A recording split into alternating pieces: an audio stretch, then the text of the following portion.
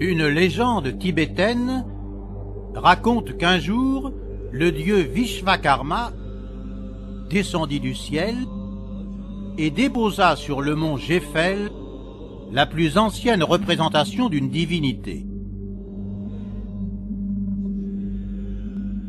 C'est la statue d'un géant, dont le sourire hermétique contient l'expression de toutes les idoles du monde.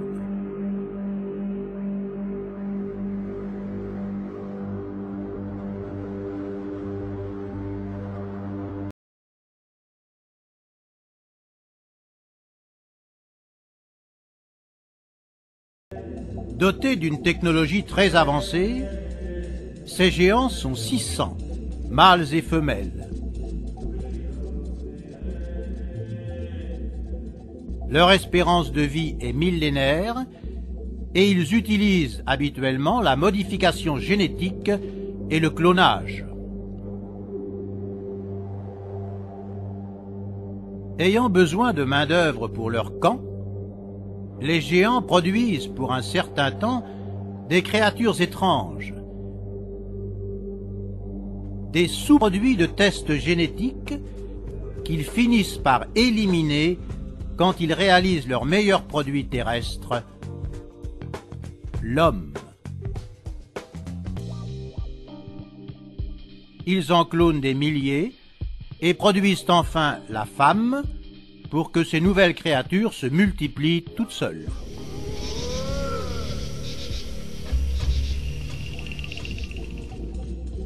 Disposant maintenant de travailleurs, les géants se partagent le monde, formant chacun une nation, mais comme leur caractère est belliqueux, ils se font la guerre pour des questions de territoire.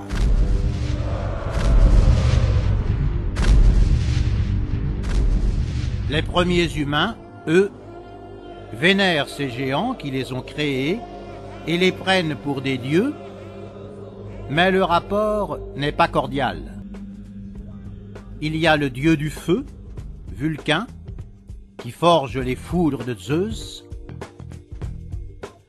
le dieu du vent, Éole, le dieu de l'eau, Neptune, le dieu de la médecine, Asclépios, le dieu de la guerre, Mars, et les autres.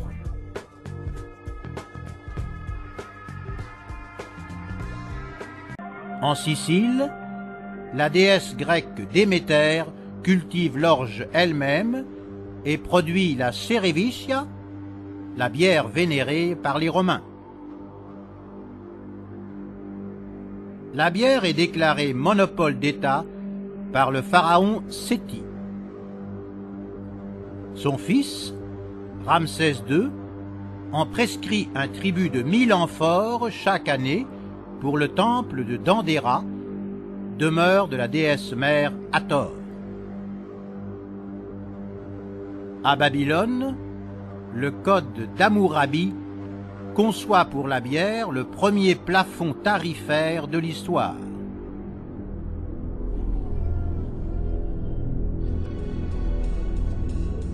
En plus de boire, ces dieux adorent inhaler du gras fumé. Pour entrer en contact avec eux, il suffit d'allumer un feu et d'y sacrifier un animal. Attirés par l'odeur, les dieux arrivent immanquablement et récompensent les offrants jusqu'à éliminer leurs adversaires.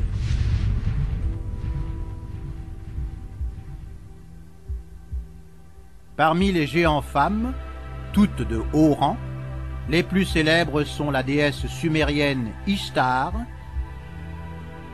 les déesses égyptiennes Hathor et Isis, la déesse grecque Athéna et tant d'autres.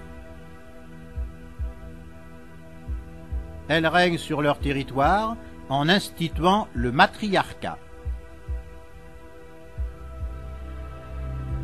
L'année dure 364 jours et est divisée en 13 mois lunaires de 28 jours, comme le cycle menstruel.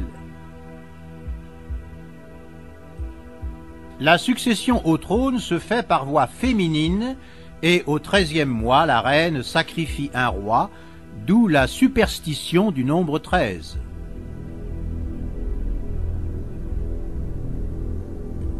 Dans le matriarcat, les femmes sont protégées par une très forte conception de la chasteté, d'où les cultes dédiés aux déesses vierges jusqu'à la Madone. Parmi les déesses, la déesse mère est la plus vénérée. Son image est la Trinité lunaire, avec la lune croissante de la déesse vierge Athéna, la lune pleine de la déesse Aphrodite et la lune déclinante de la déesse Héra.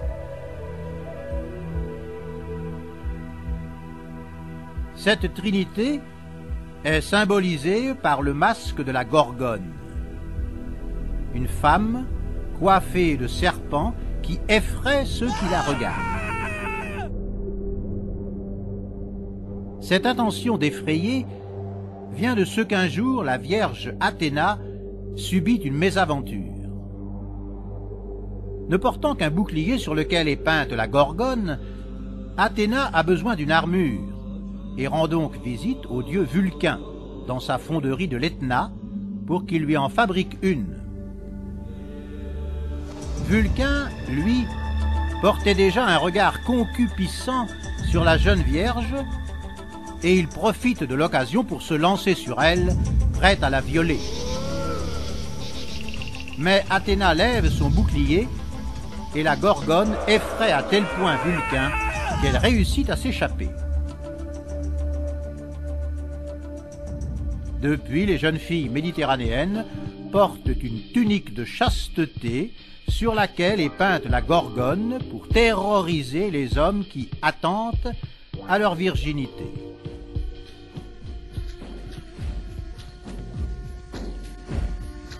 En Europe, le matriarcat décline quand un peuple hyperboréen quitte l'actuelle Estonie et arrive à la Méditerranée, envahissant les îles entre les mers Égée et Ionienne.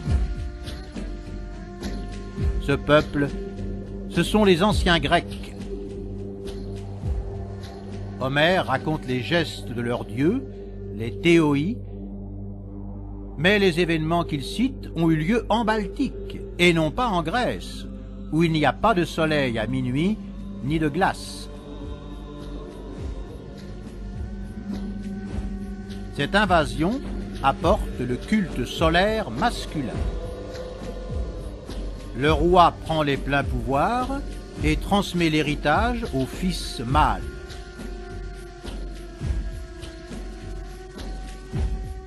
Quand le roi meurt, une cérémonie renouvelle sa vie. Pendant une journée, un substitut règne à sa place et le soir, après avoir consommé son dernier repas, il est sacrifié. Les chairs du substitut et du roi sont alors mangées et leur sang est éparpillé sur les champs pour les féconder.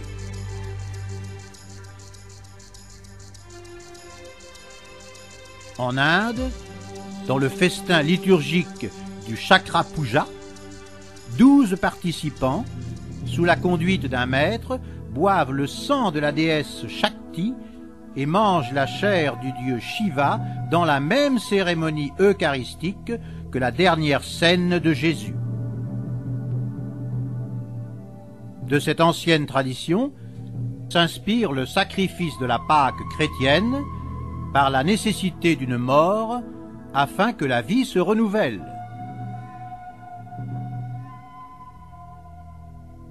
Parmi les dieux qui meurent, s'offrant en sacrifice pour ressurgir dans une nouvelle vie, il y a le dieu égyptien Osiris, le dieu babylonien Tammuz, le dieu maya Quetzalcoatl, et tant d'autres jusqu'au Christ, le Dieu rédempteur des chrétiens.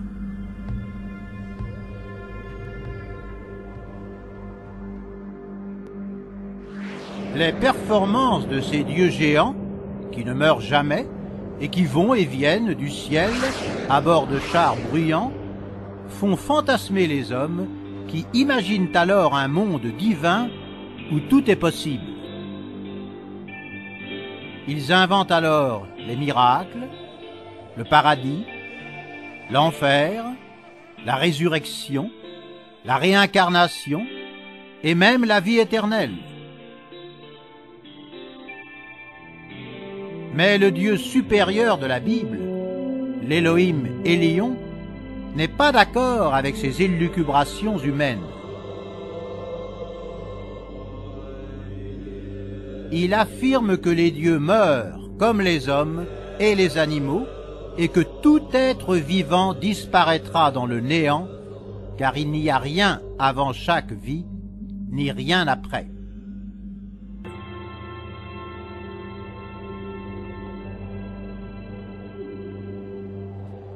Les Hébreux ont déjà un Dieu, l'Élohim Yahvé, et ont confiance en lui. Yahvé les a jadis guidés de Sumer jusqu'à la terre promise et ne les abandonnera pas maintenant dans l'exil babylonien. En effet, il ne s'écoule que le temps d'une génération et les Hébreux reviennent en Judée, reconstruisent le temple de Jérusalem et constituent leur religion monothéiste.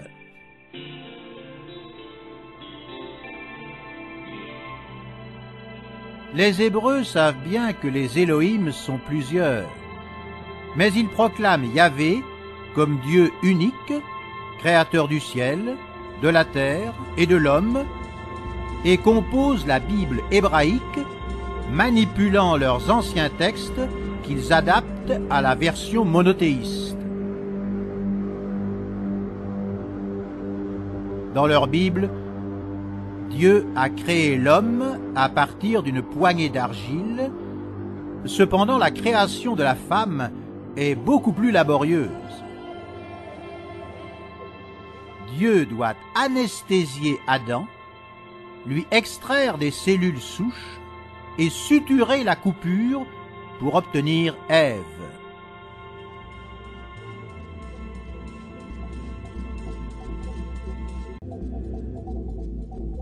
En même temps, au Népal, Bouddha perçoit l'homme comme un esprit éternel qui vit différentes étapes, dont l'une est la condition humaine. En Chine, Lao Tse prêche la confiance dans la nature et dans le Tao, l'équilibre parfait qui soutient l'univers.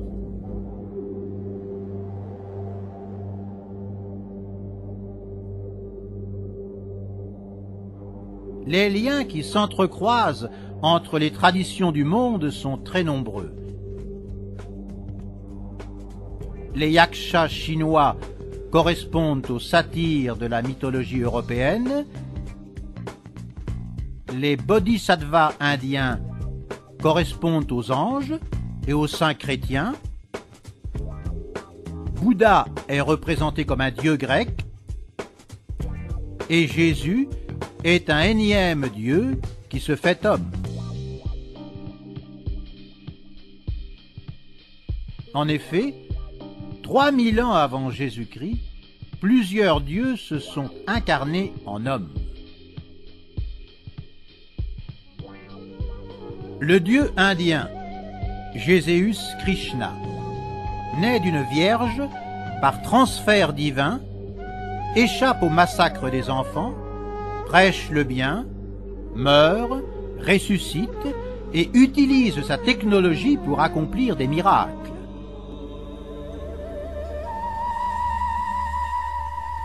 En Grèce, le dieu Dionysos visite le royaume des morts, transmute l'eau en vin, meurt et ressuscite.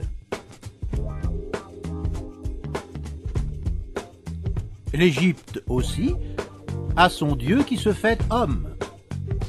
C'est Horus, fils de la vierge Isis, déesse égyptienne de la lune, enveloppée dans un manteau bleu constellé d'étoiles. Il naît le 25 décembre, dans une grotte. Sa naissance est annoncée par une étoile et l'événement est attendu par 3 rois. Horus reçoit or, encens et myrrhe, est baptisé à l'âge de 30 ans par Anup, le baptiseur qui sera décapité, est suivi par 12 disciples, lutte pendant 40 jours dans le désert contre Seth, le méchant, délivre des sermons, meurt, ressuscite après 3 jours et utilise sa technologie pour ressusciter El Azarus et marcher sur l'eau. Représenté par une croix formant la triade divine égyptienne, Horus est cité comme le Messie et le Fils oint de Dieu.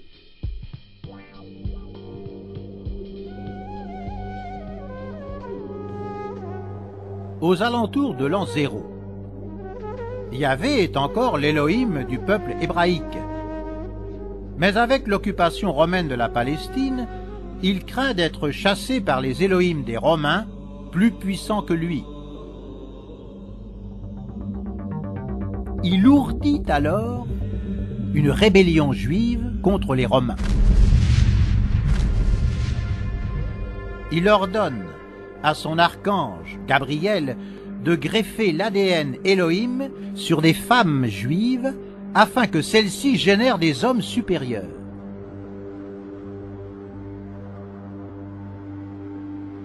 Dans l'Ancien Testament, Yahvé avait déjà envoyé un Gabriel chez des femmes juives et elles avaient enfanté des Gémeaux, comme les naissances multiples, des accouchements in vitro.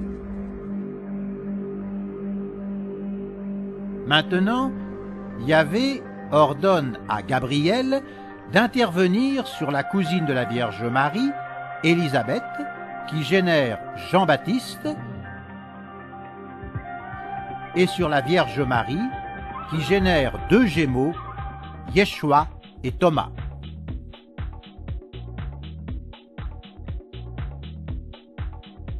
Le temps d'une génération s'écoule et la rébellion juive est prête. Jean-Baptiste recrute les agitateurs, les liant par le sermon du baptême. Yeshua les entraîne au combat contre les troupes romaines et son camarade Pierre est chargé des financements. Yeshua est aussi appelé Barabbas, qui veut dire fils de Dieu, car les rebelles savent que c'est un envoyé du Dieu Yahvé, et quand Jean-Baptiste est décapité, c'est Yeshua qui continue le combat, rassemblant des foules et trouvant ainsi de nouveaux adhérents.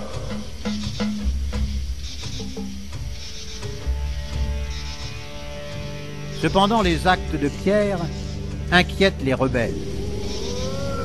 Pierre tue sur place un couple qui ne lui a pas donné l'entièreté de ses biens, et cela effraie les rebelles, et surtout Judas, qui avertit les Romains. Un régiment d'auxiliaires syriens à la solde de Rome, 500 soldats armés, vont alors arrêter le dangereux chef rebelle, Yeshua Barabbas. Son gémeau, Thomas, lui ressemble tellement que Judas doit embrasser Yeshua pour que les soldats ne se trompent pas.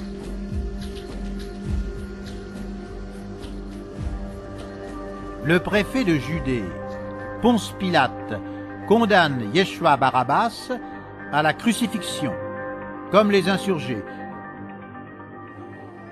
Mais les rebelles attendent que les soldats partent, corrompent les gardiens et enlèvent Yeshua, encore vivant, de la croix, le cachent dans une tombe privée et la nuit l'amènent en lieu sûr.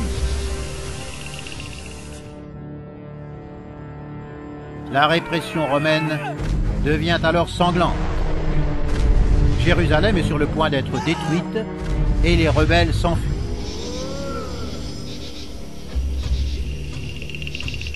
Des livres très anciens, ayant échappé au bûcher des gardes rouges de Mao Tse-tung, attestent que Yeshua Barabbas se réfugie au Tibet et y demeure pour une dizaine d'années. Son gémeau, Thomas, connu pour le récit du doigt dans la plaie, s'échappe en Inde et son tombeau existe encore. Les Portugais débarqués au sud de l'Inde au XVIe siècle en témoignent.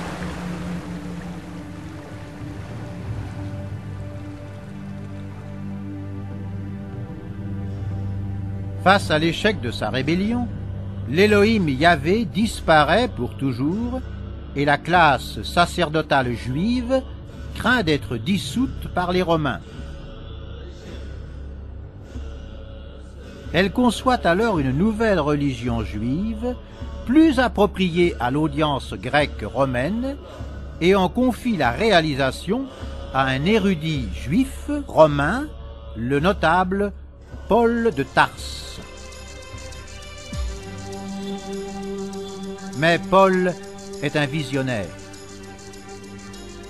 Il choisit comme dieu de cette nouvelle religion le juif fils de Dieu, Yeshua Barabbas, condamné 50 ans auparavant par Ponce Pilate. C'est un rebelle. Les Romains ne l'accepteront jamais comme un dieu. Alors, Paul a un coup de génie. Il invente deux personnages distincts, Yeshua et Barabbas.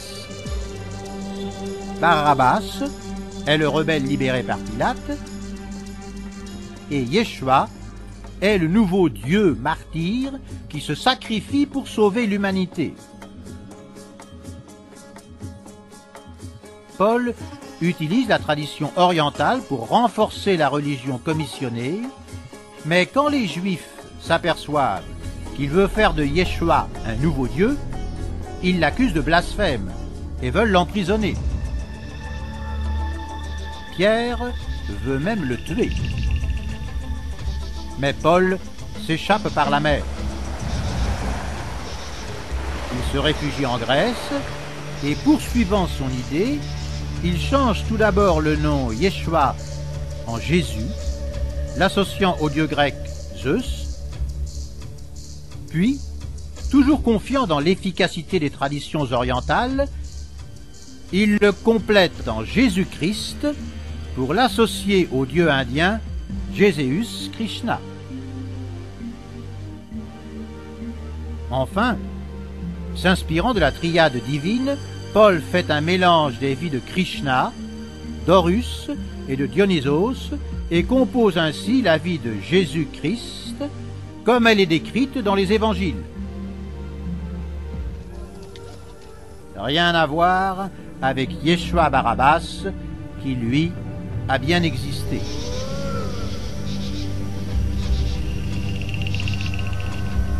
Paul ne s'arrête pas là.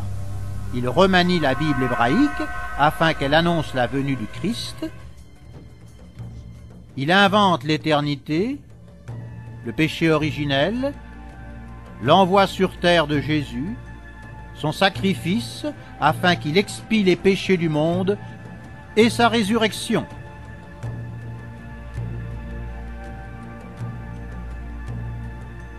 Paul réalise un bon travail puisque ce mélange des plus efficaces traditions orientales touche une multitude de cœurs. En effet, sa version donne naissance à la religion chrétienne, et la foi de ses fidèles est si forte que les polythéistes romains, après avoir persécuté les chrétiens, embrassent le christianisme et se font même baptiser.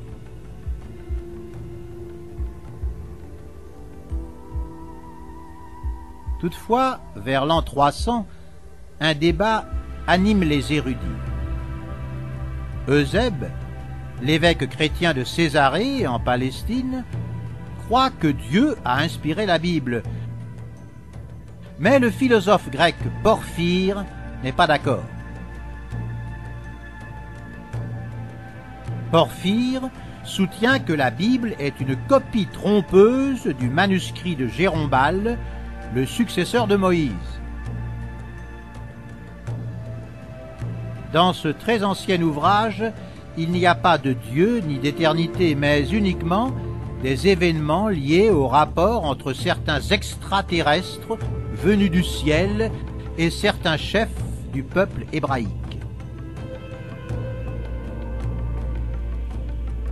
Les anciens textes indiens, chinois et de l'Amérique centrale citent le même type de rapport. Mais la pensée conventionnelle occidentale considère ces écrits comme des fantasmes. Aujourd'hui, avec l'instruction publique, l'accessibilité aux bibliothèques, les traductions modernes, l'ingénierie génétique, les ordinateurs, Internet, et surtout avec la rationalité moderne, nous pouvons discerner l'authentique du faux de toute cette histoire. Nous découvrons alors que les textes sacrés actuels sont des copies frauduleuses d'anciens écrits, surtout sumériens, que chaque religion a adaptés à ses propres exigences. Le comble est que ces adaptations prennent de belliqueux explorateurs extraterrestres pour des véritables dieux spirituels, prônant même leur adoration. Au Vatican, les études comparées des anciens écrits et la dernière traduction de la Bible font abdiquer un pape et obligent son successeur, le pape François, à affirmer qu'il ne faut pas prendre la résurrection de Jésus comme un événement historique, mais comme un acte de foi.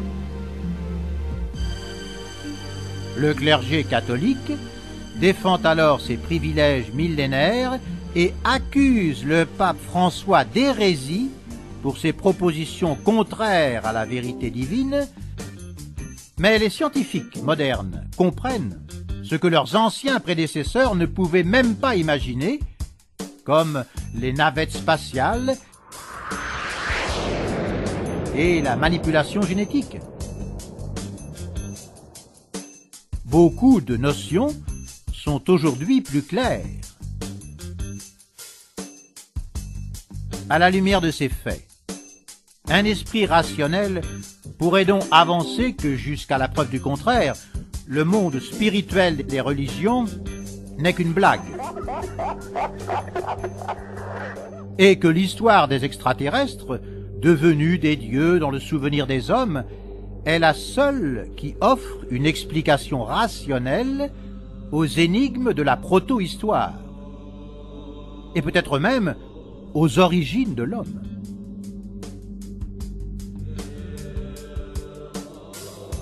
Enfin,